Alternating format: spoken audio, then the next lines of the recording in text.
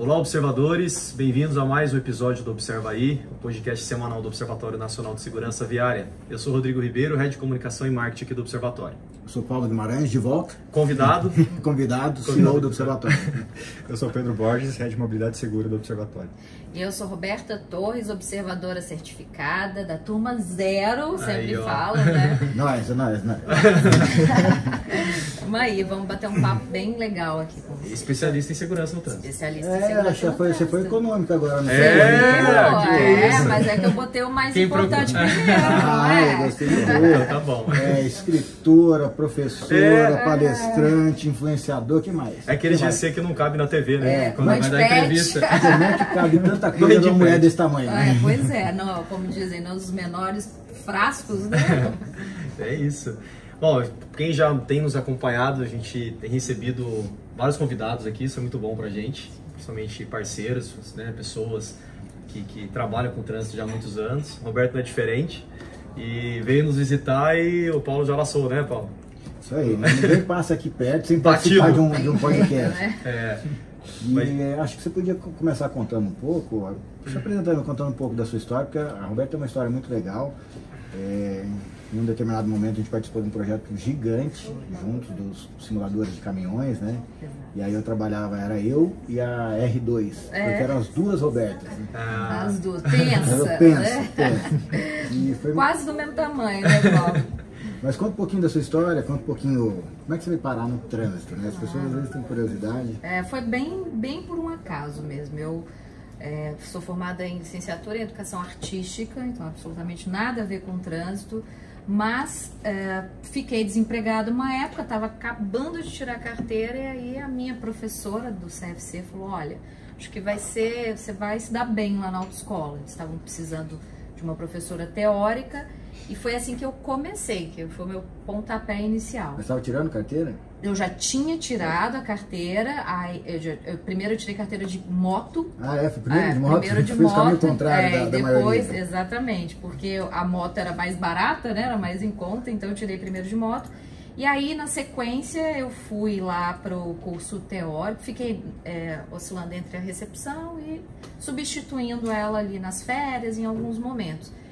E aí, naquela época, Paulo, assim, né, não tinha todo esse controle. Isso foi que ano? Sem querer denunciar a sua idade. Então, já tem mais de 20 anos, tem 22, foi em 2002, mais precisamente, 2002. E aí não tinha todas essas resoluções que hoje tem, né, de biometria. Então, eu fazia ali a recepção em sala de aula. E aí, quando eu tive a condição de fazer mesmo o curso para instrutora, aí eu fiz instrutor, diretor de ensino, geral, todos os cursos. E acho que foi ali que deu aquele estalo, assim, que eu falei, bom, isso é muito legal, gostei muito. Eu nunca fui uma aluna de tirar notas máximas, sempre fui mediana ali, mas quando, no curso, eu acho que eu descobri uma coisa que eu gostava de fato. E aí eu fui aquela aluna assídua, até fiz com o Maurício Pontello, que também é observador certificado. Assim foi o início, aí depois surgiu a oportunidade de comprar um CFC em 2005, aí depois em 2009 pós-graduação, 2016 mestrado, e tô nesse trabalho aí já há bastante tempo, mais de 20 anos. E hoje você acha que você, se a gente tivesse que te classificar, vamos dizer assim, você é uma educadora. Educadora de trânsito. Exatamente. Eu falo que eu uso a minha voz para contribuir, porque eu não gosto de ser tão afirmativa que eu uso a minha voz para salvar vidas no trânsito, mas para contribuir para que isso aconteça. E nessa jornada de educadora, você escreveu vários livros, a gente está com uma das coleções aqui que você escreveu aqui, que é para o ensino médio, que é uma carência que a gente tem e talvez um público muito difícil de ser trabalhado, né? Sim. Mas a gente tem ali ensino infantil, que geralmente não se fala muito de trânsito ali, a gente não tem muita ação, muito material para isso. O ensino fundamental, que aí já tem uma presença maior de materiais. O ensino médio, que é um dos poucos trabalhos que existem no Brasil. Sim. E o ensino universitário, que já é uma outra pegada nas campanhas continuadas. Desse processo, fala um pouquinho de cada etapa, assim, onde que tem mais dificuldade, onde que é a característica de cada um, o que se espera e se coloca para essas crianças nessas fases. Sim. Na educação infantil, a gente fica quase que exclusivamente mesmo nas atividades mais lúdicas. Então, partindo do corpo da criança. Trabalhar muito a questão da lateralidade, né, direita e esquerda, onde pode, onde não pode correr. Isso se estende um pouquinho também para o ensino fundamental nos anos iniciais, quer dizer, ali do 1º ao 5º, mas aí já trazendo mais alguns elementos de formas, de cores, de fato, regras, né, na escola principalmente. E é interessante, Paulo, quando a gente fala sobre educação para o trânsito, às vezes, historicamente, a gente sempre traz uma coisa muito da visão do motorista, então do trabalho muito focado, às vezes, de ensinar as crianças somente placas. Aí quando vai para as cores do semáforo, vai para o semáforo do motorista e não para o foco do pedestre. Então tem uma, e não é nem por maldade, né? Mas historicamente foi assim que foi acontecendo.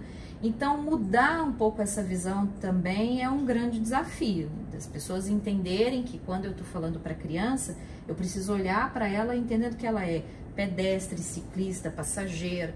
E no futuro pode ser que ela nem queira ser motorista, mas ela vai ser o presidente do observatório, um político, vai ser um presidente, um governador, um agente, um instrutor.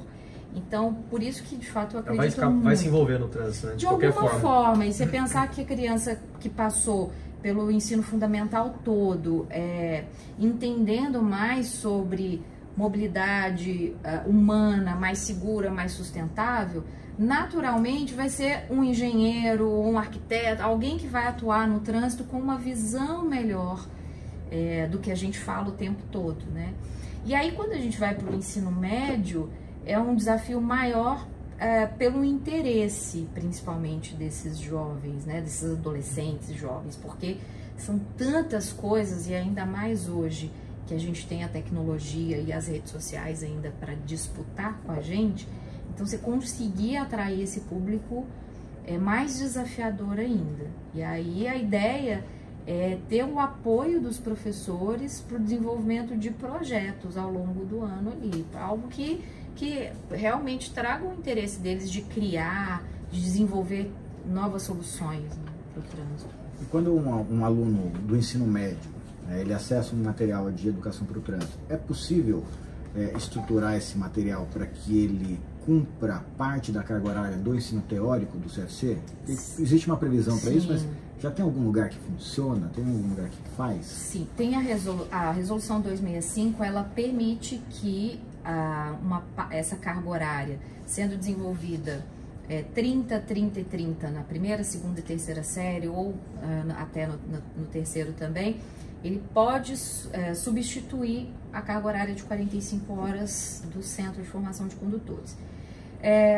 Alguns lugares que já fizeram ensaios, eu diria ensaios pela quantidade mesmo de alunos e de escolas. Então, em Brasília foi feito lá pela Escola Pública de Trânsito, no Amazonas também, Roraima agora está aplicando, mas ainda a resolução é de 2007, se for pensar quantos anos, né, quantos jovens poderiam ter sido formados dessa forma. Eu acho que o grande dificultador da resolução é que ela trouxe alguns pontos ali que, em alguns casos, chega até a inviabilizar. Por exemplo, ela exige que o professor seja um instrutor. Então, ele tem que ter uma formação de instrutor. Já é difícil para a gente, tendo o Código de Trânsito Brasileiro, a lei, a própria LDB, a BNCC, que trata o tema trânsito como tema transversal, implementar. Imagina falar para o professor assim: agora você vai fazer uma formação de instrutor de trânsito para poder desenvolver esse conteúdo. Sendo que não há necessidade disso. O código, ele é bem claro, educação para o trânsito, não fala poderá, né? Deverá ser implementada na escola, no ensino fundamental, ensino infantil, até no superior. E a meu ver, eu acompanhei a época, eu acho que foi mais uma tentativa do Senatran com o Contran naquele momento de fazer a coisa acontecer, porque com o código só, eles não estavam dando conta, não acontecia. Vamos criar uma resolução e dar um brinde, dar alguma coisa em contrapartida para que esses alunos se interessem, né? E no final das contas, essa aí já é a minha opinião, né? Eu acho que é muito mais numa vontade política ali, das autoridades entenderem que é um investimento importante, que vai trazer resultado positivo, do que efetivamente só o interesse do jovem, porque aí a gente consegue criar outras formas de interesse para eles. A gente tem uma cultura, investimento em pesquisa, em prevenção, para a gente aqui ainda não é uma coisa como a gente vê em outros locais, né, fora da União Europeia, tem muito isso, trabalha muito a prevenção. E aí é uma dificuldade que a gente tem, né, porque os resultados de uma iniciativa de educação, enfim, eu acho que eles são inquestionáveis. Só que eles também, de certa forma, são imensuráveis. Né? Então, acho que esse que é o problema. Eu já falei isso algumas vezes aqui. Né? Você tem ali uma situação de um ponto negro de sinistros ali numa determinada rodovia. Você vai pôr um radar ali, você tem uma relação quase direta. Imediato, né? É uma relação direta, você consegue comprovar. Agora, quando você fala de educação para o trânsito, mudança de cultura, aí o negócio fica um pouco diferente. Né? Então... E um outro ponto é que, além de não ter esse investimento tão forte em pesquisas, em educação e prevenção, mais ainda a falta de investimento ou de cuidado na mensuração, porque assim, eu nem diria que é impossível, é mais difícil, mas existem mecanismos, por exemplo, a gente desenvolveu uma pesquisa de análise de comportamento. É lógico que essa análise é do comportamento relatado. Dá para a gente fazer uma análise de comportamento observado também? Sei lá, de repente naquela escola tem um excesso de pais que param em fila dupla. Então você observa e contabiliza. E aí desenvolve um projeto de educação e depois você faz a comparação, faz de novo. No comportamento relatado, eles falam o que eles supostamente fazem, mas já é alguma coisa de você virar, por exemplo, e ter um recorte ali, um diagnóstico de que 80% desses adolescentes, jovens, não usam cinto de segurança no banco de trás. E aí depois de um trabalho de um semestre falando sobre segurança, sobre equipamentos, você faz essa pesquisa novamente e aí eles falam que esse número diminui ali para 30% de que não usam, né, o cinto. Poxa, já é um resultado, ainda que tem as falhas, né, pelo fato deles talvez mentirem, mas já é alguma coisa para a gente mostrar para a gestão até dizer, tá vendo? Tem um resultado. E aí tem outras análises que a gente pode fazer também, que eu só dei um exemplo, né? O comportamento relatado, ele tem uma série de vieses quando a gente vai falar do Pedro sabe muito bem disso. Pedro que participou ali do estudo naturalístico de condução. E acho que o grande diferencial do estudo naturalístico é isso, né, Pedro? Você não depende do relato do cara. Você vê o que ele está fazendo, né? Mas o relato da pessoa é uma camada só do cenário. É importante ter também. Sim. Porque às vezes você consegue ver a contradição do que ele fez e o que ele falou. É legal ter essa comparação também. Sim.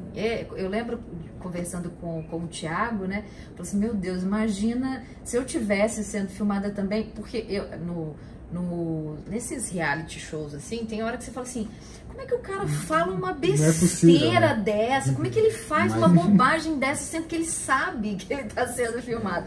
Só que eu acho que chega uma hora que você esquece. Você não tem mais essa percepção. E aí você faz o que de fato você faz ali, né, no seu dia a dia. Então, quer dizer, também num estudo ou num trabalho como esse, lógico que a gente está falando de um custo maior, né? Não falaria um custo, mas um investimento maior, mas isso também seria possível de usar para fazer uma avaliação de ações educativas. Mas como a gente não tem também, nem nas campanhas educativas,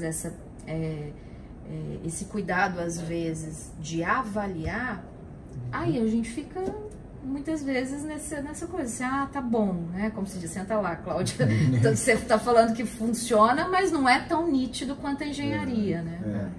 Ou a fiscalização. É um grande desafio, né? É um grande desafio. E para isso a gente precisa de profissionais, né? A gente precisa de gente capacitada, gente resiliente para poder insistir, né? Acho que a nossa turma, né, que atua nessa área é muito resiliente. E aí eu queria te perguntar, é possível viver de trânsito? É possível. Olha, que levantada pra você cortar, hein? Perguntam sobre viver de trânsito, né?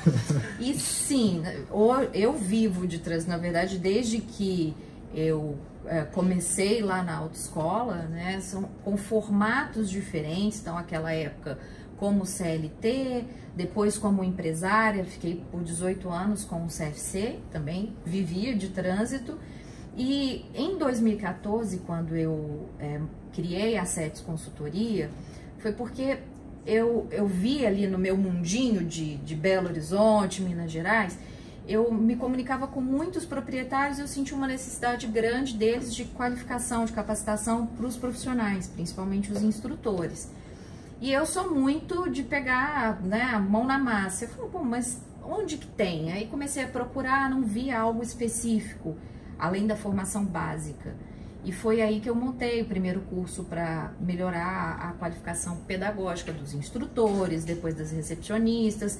E aí a CETES, ela começou a ter um volume de trabalho grande e me distanciar um pouco do CFC, me distanciar até fisicamente mesmo pelas viagens.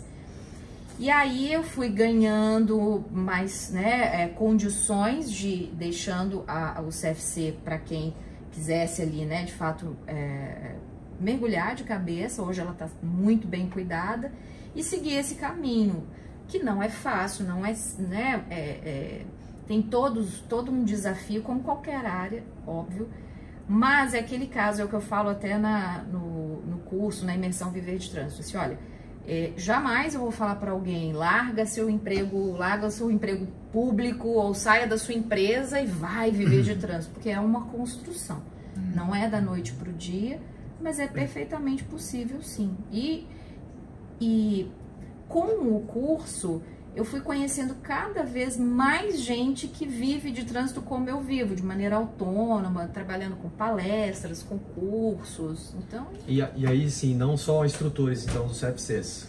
Eu, por exemplo, qualquer pessoa pode fazer? Como que funciona isso? O curso, ele precisa de uma base inicial em alguma área do trânsito para que a pessoa possa se desenvolver para atuar especificamente na área deles. Então, assim, uma pessoa que não tem absolutamente nem nada a ver com trânsito, poderia até assistir o curso? Poderia, mas aí teria que fazer uma adaptação para a área deles, porque eu falo... Tem uma base de sim, conteúdo primeiro. Mas os exemplos todos que eu trago são exemplos do nosso métier aqui.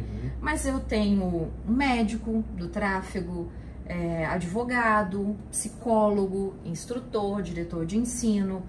Tem muitos instrutores hoje que não estão atuando mais em CFC, mas com treinamento para habilitados.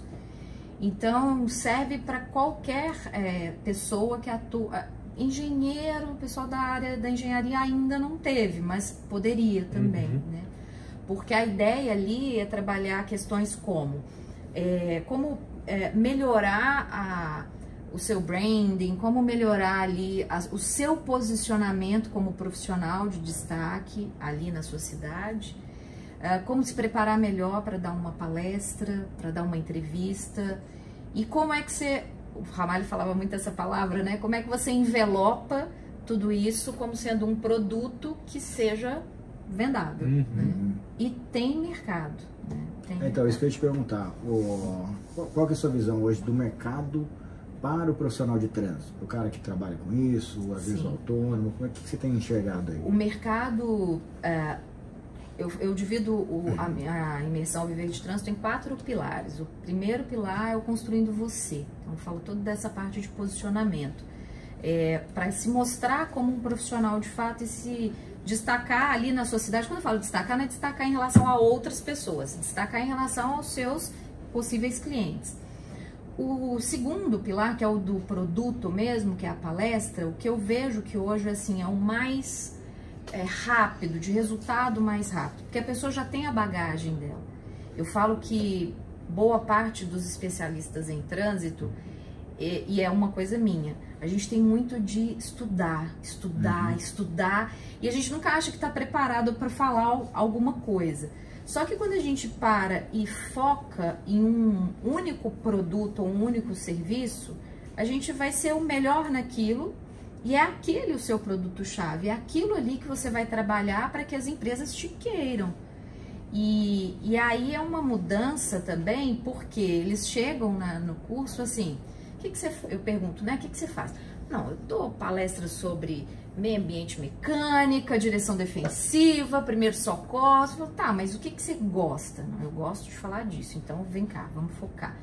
Porque senão você fica ali pipocando num monte de assunto, ao invés de você se dedicar um tempo para estudar e formatar uma palestra bem feita. Então, hoje, aí eu vou trazer os exemplos dos alunos. Eu já tenho gente que, assim, já está desenvolvendo mentorias, está fazendo palestras, cobrando, que essa também é uma grande dor dos profissionais. Eu faço muita palestra, mas normalmente a empresa quer que a gente faça ali sem um honorário, de graça. E tem um jeitinho da gente fazer com que a coisa vire, né? Então esse é uma das suas principais dedicações. A Roberta, acho que ela não vai muito com a minha cara, porque eu estava no observatório, eu saí, ela entrou, aí eu voltei para o observatório. Eu saí, não foi, de jeito nenhum, de forma alguma. Mas hoje você tem se dedicado a esse projeto, né, de ajudar esses profissionais de trânsito a evoluírem, e a questão agora da coleção de livros. Exatamente. Hoje a sua atividade principal está focada nesses dois. Hoje eu atuo exclusivamente com as apresentações técnicas dos livros, as palestras também falando sobre educação para o trânsito e a mentoria. Na verdade, eu tenho feito as duas coisas. A mentoria, que é mais um tete-a-tete ali com os alunos, que vem da imersão. Inclusive, a imersão agora está online também, então já fazendo a propaganda aqui, né? Para quem quiser, depois eu deixo os links para vocês. Mas é interessante que de todos esses alunos, né? Claro que cada um com a sua característica ali, mas todos começam a perceber o quanto eles são capazes mesmo de entregar o melhor, porque não se trata de vender um produto apenas por causa da parte financeira. Mas se eu sei que eu estou indo numa empresa capacitando ali 50, 100 motoristas, alguma coisa de positivo ali, né? Mesmo que não sejam todos que vão sair dali diferente, com uma transformação, mas vai ter algum que vai. Então, poxa, isso eu falo que é muito lindo, né, da nossa profissão.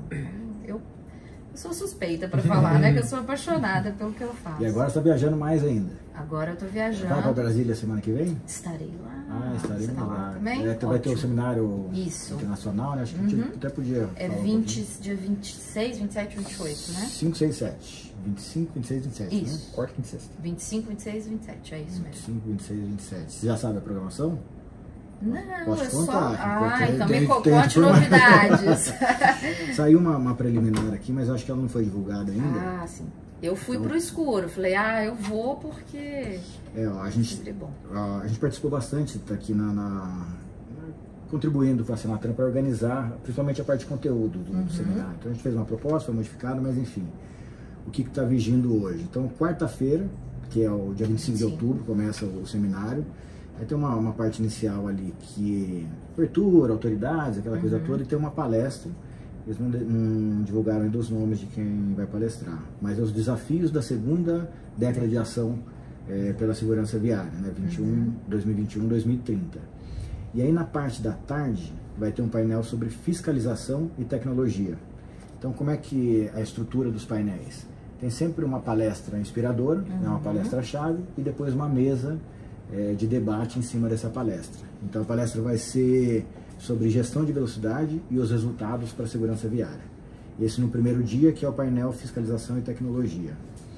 A gente tem uns workshops paralelos, então no primeiro dia a gente vai ter um workshop da avaliação de impacto antes e depois de intervenções de segurança viária e planos para um sistema seguro. Então a Universidade Federal do Ceará e a WRI que vão proporcionar essas oficinas, esses workshops.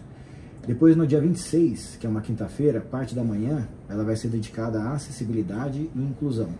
Então, a gente tem ali uma palestra sobre inclusão em sistemas de mobilidade, que talvez seja alguém doméstico, pelo menos é o que a gente tinha é sugerido. Depois, na parte da tarde, da quinta-feira, infraestrutura e usuários vulneráveis. Então, a gente tem ali o desenho urbano e os modos ativos como tema central ali das palestras. E vai ter uma entrevista com um representante da Organização Mundial de Saúde para falar sobre segurança para motociclistas.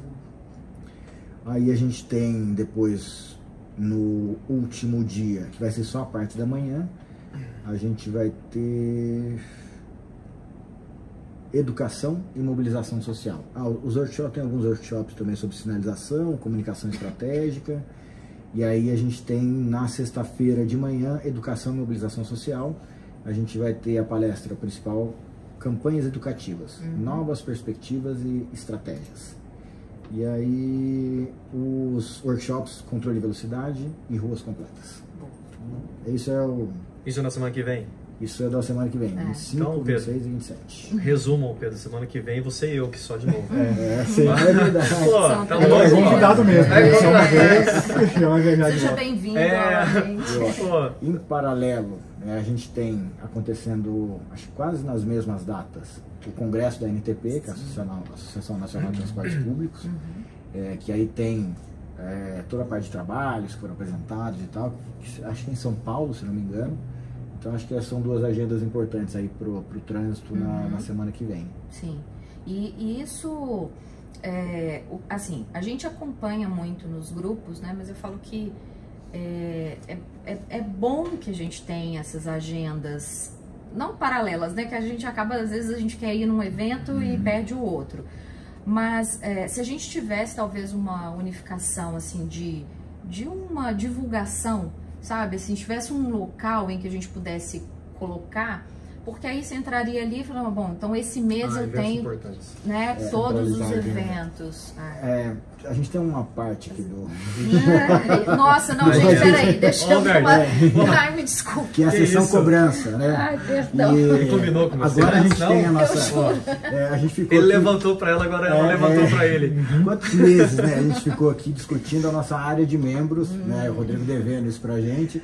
E aí tem algum quadro está escrito aqui, agenda de eventos. Obrigado por cobrar. Obrigado. Ela até já existe. A agenda até já existe. Mas, às vezes, a ideia era essa mesmo. O dificultador é você ter... porque assim, você pode criar agenda, mas você tem que ter a colaboração dos outros órgãos de dizer também, porque senão fica muito difícil para a gente poder pincelar onde é que está acontecendo. Não tem esse ambiente, né? A divulgação de evento é meio... Por exemplo, o próprio seminário internacional, você ficou sabendo como? Por um colega que me disse. Porque não eu busquei no site ontem, queria tirar umas informações, não está nem no site. Eu achei só no Insta do Senatran. Só no Insta, né? Só que eles publicam muita coisa também, às vezes fica perdido, né? Então, mais uma coisa que a gente quer ajudar. E às vezes você fica sabendo também muito em cima da hora, aí passagem já fica mais complicado, né? Ainda mais para o Brasil. Ainda mais para o Brasil. Por que o Paulo voltou, hein? Por que a Roberta veio? Brincadeira. Então, o Paulo já entrou na agenda, né, Paulo? Bom, tem só dois recados aqui, que eu acho que vale a pena. A Roberta Observadora também está por dentro já, mas a gente lançou recentemente a plataforma Observe, que é uma plataforma de engajamento e ramificação ali para os observadores. Então, observadores e observadoras que estão nos ouvindo, assistindo, acessem lá clube, cluube.com/observo, então vocês já podem cadastrar e, enfim, tem algumas atividades lá para vocês realizarem, mais uma plataforma aí digital. Você é da turma zero, não vi nenhuma atividade sua lá. A Marina já puxou minha orelha, eu já me comprometi com ela já, falei, você pode deixar que você é melhor participante, você vai ver. Mas qual que é a ideia do clube? Até da plataforma Observa, a gente reunir os observadores, hoje a gente está com mais de 500, né? Mais de 500, a gente está para divulgar a próxima turma agora. E a gente tem muita representação. O observatório, ele está em muitos ambientes, então a gente está em câmara temática, algumas, já indo do Permite, CETRAN, um monte de lugar que a gente está, comissão disso, comissão daquilo, e agora a gente quer começar a entender qual é o engajamento dos nossos observadores, para até a gente fazer usar outros critérios para escolher essas pessoas. Então por isso que é importante. O Rodrigo falou ramificação, mas é gamificação. Gamificação. Obrigado. E a ideia é a gente criar uma pontuação, então já tem uns lá que estão super destacados já. Disparou lá. E esses são esses que estão demonstrando E eu não quero... eu sei o que você me conta. Então esses é os que estão demonstrando ter mais engajamento com a causa e com o observatório. Então, teoricamente, esses têm que ser priorizados aí. E é uma forma de você exatamente fazer essa análise, né? Porque, às vezes, a gente sempre falou muito sobre isso. Existem momentos, às vezes, dos observadores, né? Então, tem observador que diz, olha, nesse período aqui eu estou me dedicando lá, sei lá, ao mestrado, à pós-graduação. E aí, naquele período ali, ele fica menos, depois ele volta. Então, tem essa oscilação também, né? Mas é importante para que o observatório tenha essa análise e saiba de fato, né? E é muito legal. Quando a gente olha, a gente tem, são 540, eu acho, que a gente bateu aí, de observadores. A gente vai ter uma parte que já se foi, que a gente está perdendo. Então, até para a gente entender quem está ativo, quem não está, é importante essa atividade na plataforma. Vai ser super legal, tem bastante conteúdo acontecendo lá. Então, para quem é observador, não deixe de se cadastrar lá no Observa, porque a gente vai ter bastante coisa legal que a gente vai tirar de lá. Isso aí. É isso. Dica e curiosidade? Já? Tô Você curioso. não tem mais nada? Não tem mais nada. Vocês não foram nenhum evento chega... semana passada? Já falamos. Já falamos. Já. Foi depois já? Já. Eu que tô atrasado. Já falamos. O Paulo chega e já marca, né? Eu já sei como ainda. Calma, Paulo, né? Verdade. Não aconteceu nada ainda. Não, E aí, a gente tem um quadro aqui de dica e curiosidade da semana, a dica sempre com o Pedro e a curiosidade com o Paulo. E vai ter a partir, eu não vou fazer sacanagem, fazer a partir da semana. A partir da semana que vem vai ter a piada sobre trânsito com o Rodrigo Ribeiro. Vixe, meu Deus, essa vai ser... Vou trazer, vou ter que pesquisar, né? Não, tem que dar uma estudada. O chat GPT. Então, porque o chat GPT, minha mãe é piadista. Ele tem umas habilidades adicionais aqui do que... mas normalmente a piada é sem graça. Mas assim... Ô, Silvio Santos, pergunta pra ele a dica da semana. Silvio Santos. Sim. No ar não vai conseguir fazer. Não sei. Você tá saindo da pauta. É verdade. Agora tem pauta. Tá, então, e aí? Eu sempre trago, geralmente eu trago alguma coisa que aconteceu comigo ou vejo acontecendo no trânsito. Geralmente no satélite. Geralmente no satélite, mas dessa vez foi no São Dimas. Quarta-feira à noite estava por lá e lá no São Dimas, não sei qual rua que tem a faixa exclusiva ou preferencial de ônibus. Eu não sei como é que tá aqui. Preferencial de ônibus aqui em São José. E muitas vezes a faixa fica na direita e o motorista tem que pegar um pouquinho da faixa para fazer a conversão à direita. Só que episódios passados eu trouxe a dica de sempre deixar a distância de segurança para o veículo da frente, por causa de frenagens bruscas, etc. Só que nesse caso é ao contrário. Eu vi um motorista entrando na frente de um ônibus que estava numa certa velocidade, só que o ônibus não tem a mesma capacidade de frenagem do que o veículo que ele estava. Então ele freou muito em cima do ônibus e entrou à direita e quase deu uma colisão ali com o ônibus. Então a minha dica dessa semana é também sempre pense no veículo mais pesado que vem atrás, não tente frear tão bruscamente na frente dele. O coletivo sempre tem que ter a prioridade, né? Olha só quantas pessoas tem dentro do ônibus e quantas pessoas tem dentro do seu carro. Geralmente você está sozinho, né? E engraçado que mesmo a gente trabalhando com segurança, com educação no trânsito, a gente fala isso o tempo todo, mas a percepção que eu tive quando eu tirei a categoria D, primeira vez que eu fui dirigir, estava chovendo. E aí você vai parar, mesmo era um micro-ônibus, mas mesmo assim, e aí que você fala, caramba, acho que não vou ficar tão cedo, fiquei um bom tempo sem ficar andando na frente de veículos pesados, porque se tem uma percepção completamente diferente mesmo, né? Uma coisa legal, assim, é que a gente no projeto que a gente trabalhou de simuladores de direção, é muito diferente um veículo leve de um veículo pesado, mas muito mesmo, até como você olha no retrovisor. E o projeto que a gente trabalhou foi muito legal, porque, eu não sei se vocês já conheceram o simulador de direção do SESC Senat, para veículos pesados, caminhão carreta. Eu já vi foto, eu acho. É uma nave espacial, com movimento, nossa, é sensacional. E aí qual foi o nosso desafio? A empresa que vendeu os simuladores para o SESC Senat precisava entregar junto um plano pedagógico de aulas. Entendi. E aí a gente ficou responsável por montar esse plano. Então, as Robertas faziam a parte teórica e eu ia lá pro simulador testar para ver se estava dando certo lá. Mais ou menos isso, né? Foi um desafio, mas foi um projeto bem bacana, que tá rodando até hoje, né? Tá até hoje, tá até hoje. Acho que até eu ouvi falar aí que eles iam ampliar, ia comprar mais, mas é super legal. E por que eu tô falando isso? Porque quando você dirige no simulador, quem não tem simulator sickness, que é aquele que passa mal com simulação, mais ou menos 20% da população, o restante, em 1 minuto e meio, 2 minutos, dentro daquele simulador, que é a imersão total, já era. Que é aquele negócio da câmera, né? Do estudo naturalístico. Você esquece que você está no simulador. A imersão é tão grande, e aí você vai percebendo que você acelera uma carreta, não é igual acelerar um carro, demora, parece um trem. Então é muito legal. Quem tiver a oportunidade de passar pelo CESENAT, eu sei que é muito restrito e tal, mas é uma experiência interessante. E a diferença também, até que você sente quando você está transportando líquido, ou quando a carga está vazia, está cheia, né? Então está com a carga total, tudo isso também tem a diferença. Né? E o nosso trabalho, o simulador, ele dá todos os recursos para você, fazer o que você quiser. E aí o nosso trabalho é o seguinte, não deixar um instrutor fazer o que ele quisesse. Por quê? Porque, o simulador, assim, tem o simulador e tem um posto de comando, que é uma salinha, e aí tem uma outra sala que ficam os alunos vendo a aula prática lá. Até para organizar essa metodologia foi um desafio, né? E você pode, o cara tá lá dirigindo a carreta, você pode passar um pedestre na frente dele, você pode estourar um pneu. Quando você tá na cabine, aquele negócio do ser humano, de querer sacanear, divertir. Então, ele tá indo bem, eu vou soltar um cachorro na frente dele agora. Então, a ideia era evitar isso e que essas intervenções cumprissem um plano e um objetivo pedagógico. Então, esse foi o cenário controlado. O trabalho. A gente fez caminhão, carreta, ônibus. Ao todo, inicialmente era mais... puxa ali pra mim, ó. Eram 10 cursos e depois acabou virando 30 cursos diferentes. 30 cursos. Não, aqui, foi uma...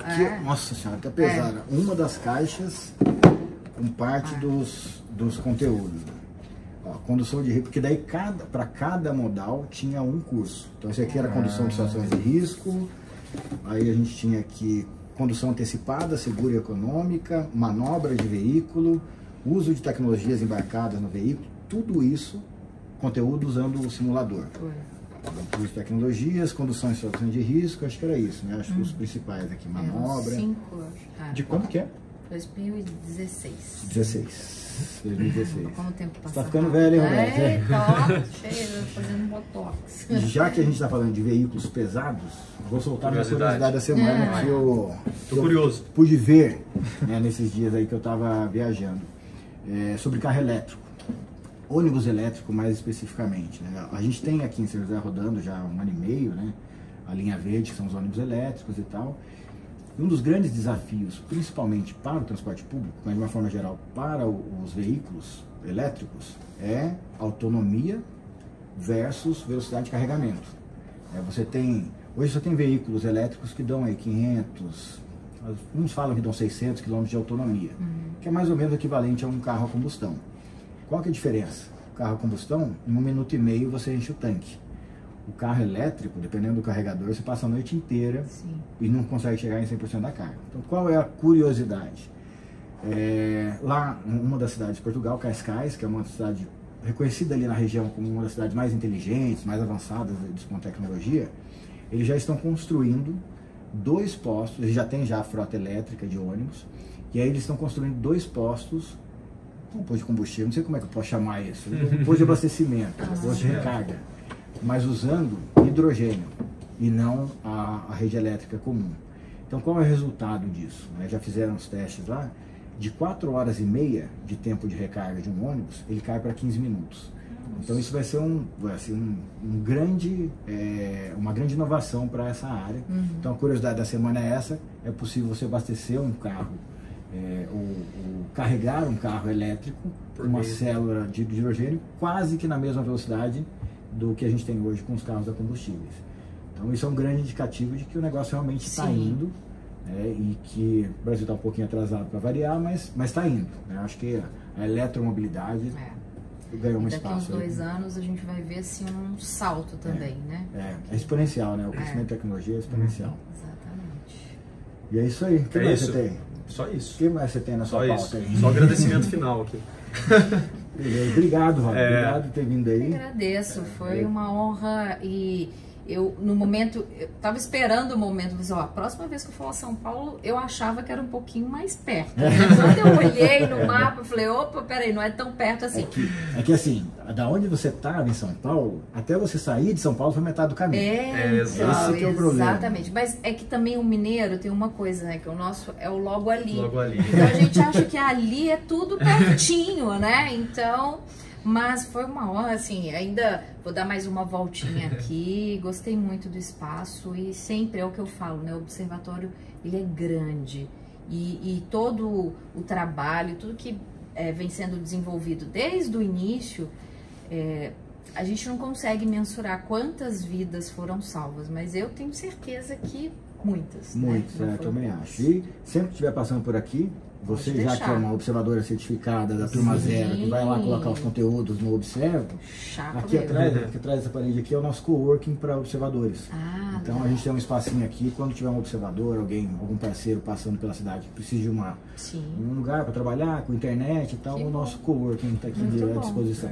E quando vocês forem também a Belo Horizonte, todos os observadores também, eu falo que é bom ter esse ciclo, né, de amizade, porque são 540 possibilidades. Tem uns que moram na mesma cidade, mas a gente sempre que vai para algum lugar encontra com alguém, né? Legal. O BH tá lá de portas abertas. Obrigado, Alberto, pela conversa inspiradora aqui. Obrigada a vocês. Gostaria de agradecer a toda a nossa rede também, aos mantenedores sociais do Observatório, a Braciclo, a Anfávia, a CNT Senat TL, a GoPlus, a Gringo, a iFood, Ipiranga, Mobilidade Estadão, Raizen, Uber, Veloy Vibra, aos mais de 540 observadores certificados, a todas as empresas, prefeituras e entidades Laço Amarelo, as que aderiram ao Educa e a todas as instituições que mantêm cooperações técnicas aqui com o Observatório. Valeu, pessoal. Até a próxima. Valeu. Até a próxima. Tchau, tchau.